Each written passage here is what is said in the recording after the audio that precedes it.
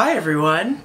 So the other day on Instagram with this delicious post, look at me with my little mask on. Oh, great. I asked you guys to ask me questions and I said, and I phrased it, any questions you have about me / for me, leave them below. Tell your friends! And nobody told their friends, I'm sure. But I got a lot of awesome questions on that post. The good news is that this video is only part one. The second half, well, in this video is going to lead into the fact that I want you guys to ask me questions. I know not all of you who watch me on YouTube have Instagram, and if you have Instagram and you're not following me, come on!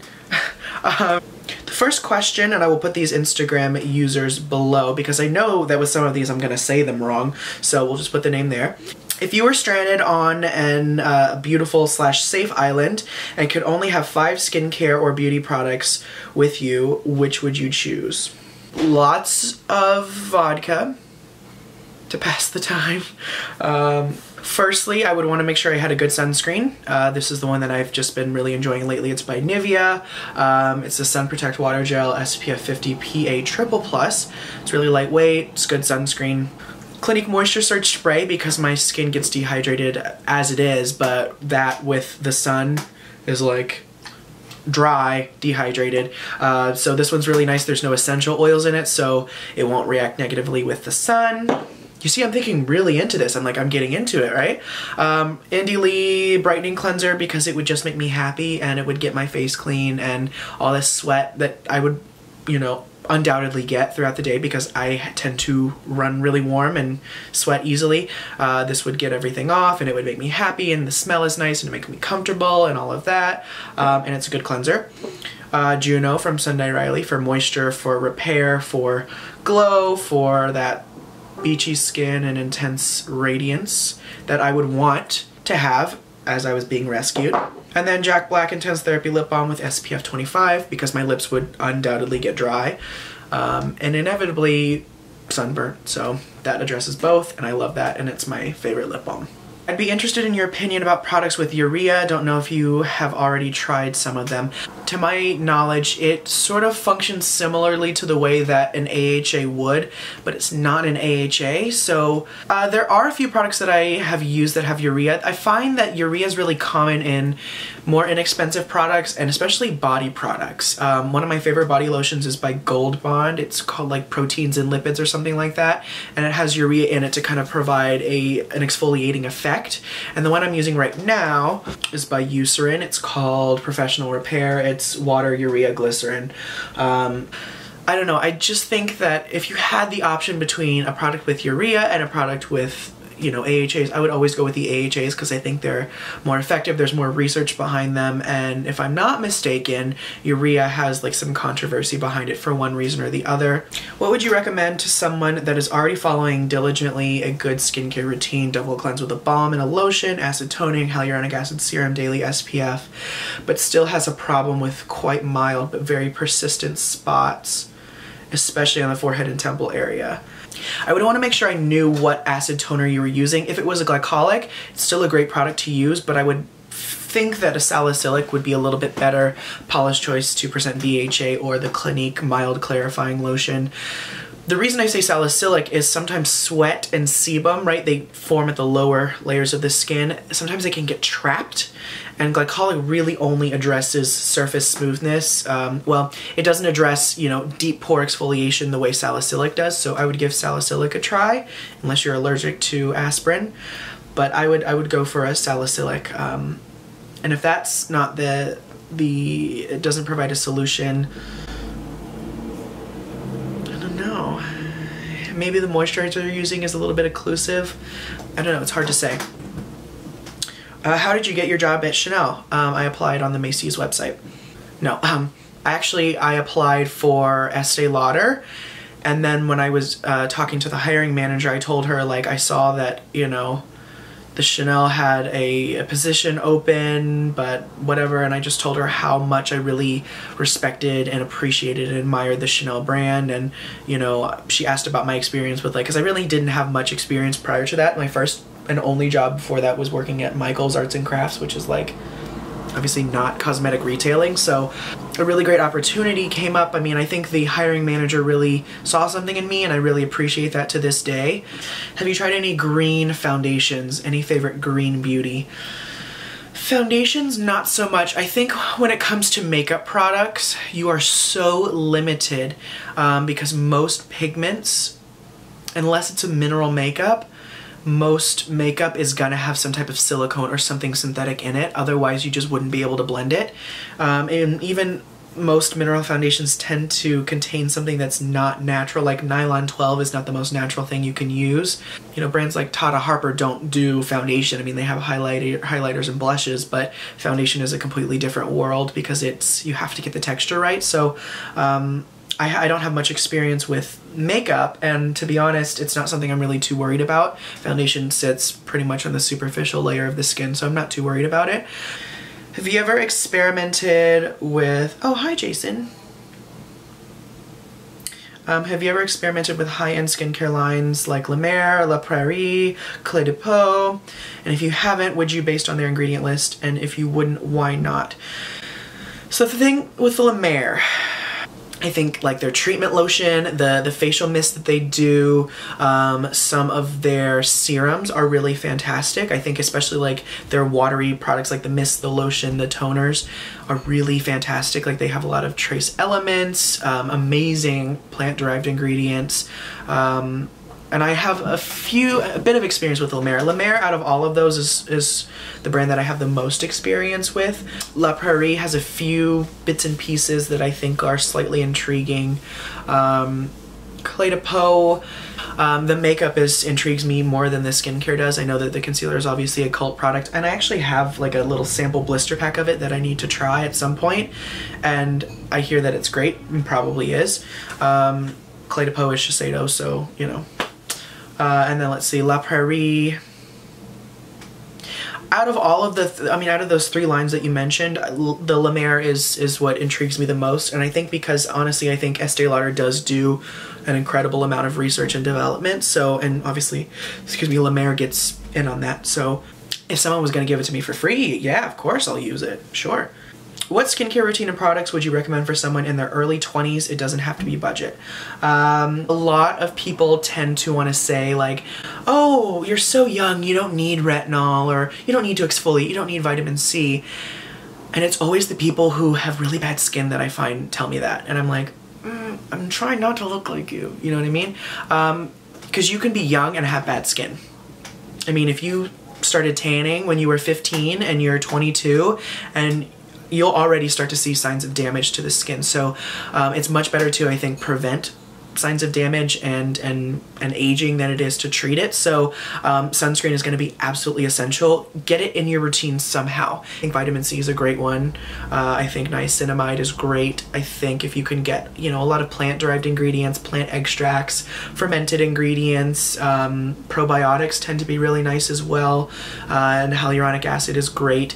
Just a lot of ingredients that are designed to act as either an antioxidant or as a barrier repair agent. You want to keep your skin as strong and protected as you possibly can. That way it can be healthier for longer. So I would say get a good makeup removing cleanser, get a good skin cleanser. It doesn't have to be extremely expensive. If you like toner and you believe in it, go for it. If you like essence, go for it. But your key is going to be makeup removing cleanser.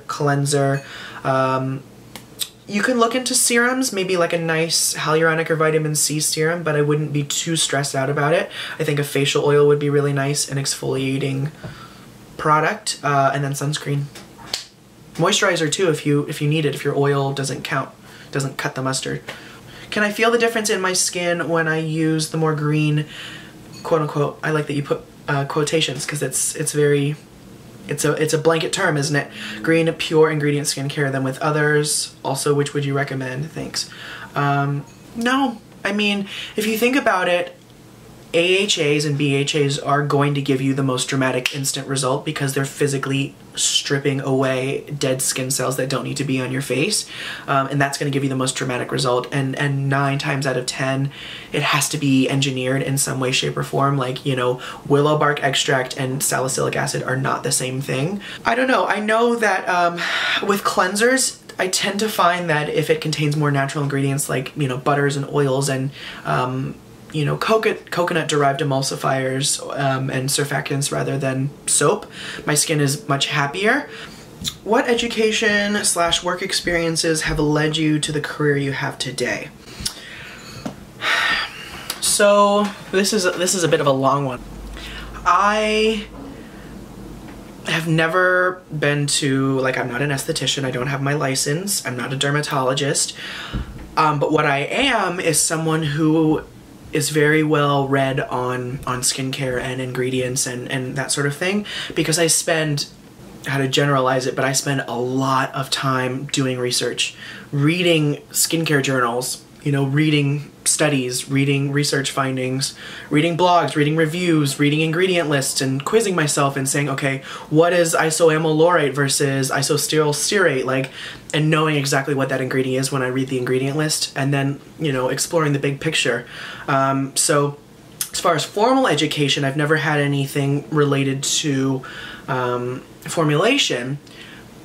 But when it comes to kind of my work experience, my first job was at Michael's Arts and Crafts, which was just, I was a cashier. It didn't really teach me much except for how a retail store worked and like what a planogram was and that sort of thing.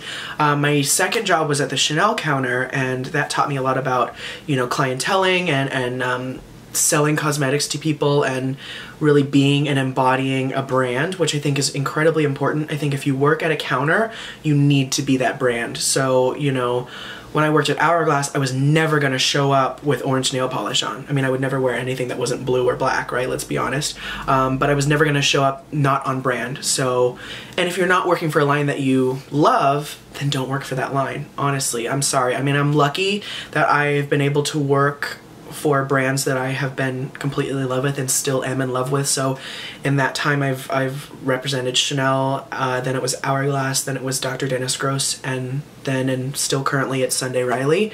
Education, I'm starting next semester. I start cosmetics and fragrance marketing at FIT. I'm just getting my associates in advertising and marketing communications. So I know the basics of marketing. I'm really interested to learn what FIT can teach me. Formal education can teach you a lot, but I think honestly it's work experience that's taught me the most. I love my job. I love helping people. I love showing people products that are going to make a difference in their skin and really helping them fix a concern. You know, with makeup, it's sort of just about kind of want to improve the way you look for the time being, but with skincare, it's usually because you have a skin concern that you're wanting to fix when you take the makeup off. You know what I mean? So that's my spiel. But if I had any advice to anyone wanting to get into cosmetics, do your research. If you're applying to work for a certain brand, know that brand inside and out, know what sells the most, know the shades, truly like wrap your mind around it. Because if you're well versed, then you have so many more different tools in your back pocket that you can pull out when you need to. And be willing to learn and to listen to what people have to say. You know, when someone's trying to teach you something, don't kind of, you know, flippantly brush them off. And that's something that I struggled with at first. I sort of thought I could do more than I was capable of, but I wasn't. And once I like shut my mouth and listened is when I really started to like see my career take off. You know what I mean? Dark spot and hyperpigmentation products. Vitamin C is essential if you can get a vitamin C ester. 3-O-ethylhexyl ascorbate is a good one as well. Hydroquinone is still a really good one.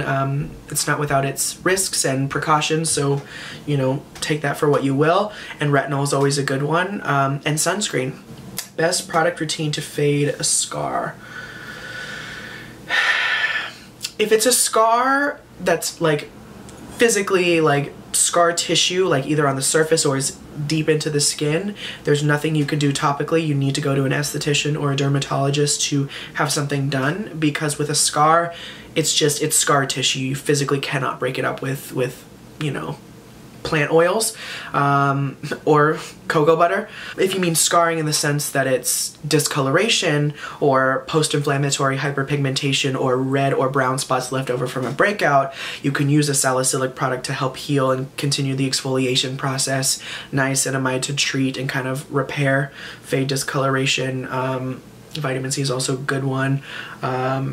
Ceramides are also really good because they repair the skin. Best products for cystic acne: isotretinoin, Accutane.